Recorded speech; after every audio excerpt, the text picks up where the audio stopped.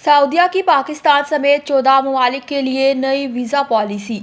एक साला multiple entry सहूलत ख़त्म। सऊदी अरब ने नई वीज़ा पॉलिसी का ऐलान कर दिया है, जिससे पाकिस्तान समेत 14 ममालिक मुतासिर होंगे। सऊदी हुकाम ने सियाहत, कारोबार और ख़ानदानी विजिट के लिए जारी किए जाने वाले एक साला मल्टीपल वीज़े को मुअत्तल करते हुए सिर्फ सिंगल एंट्री वीज़ा जारी करने का फैसला किया है। पाकिस्तान, भारत, बांग्लादेश, अलजायर, मिस्र, इथियोपिया, इंडोनेशिया, इराक, अर्दन, मराकश, नाइजीरिया, स्वीडन, ट्यूनिस और यमन के लिए नई वीज़ा पॉलिसी का ऐलान किया गया है, जिसका इतलाक 1 फरवरी 2025 से हो गया।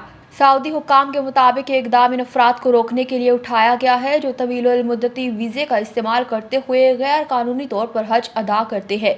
नई पॉलिसी के तहत अब सऊदी अरब जाने के ख्वाहिशमंद अफराद को सिर्फ सिंगल एंट्री वीज़ा जारी किया जाएगा, जो 30 दिन के लिए काबिल इस्तेमाल होगा।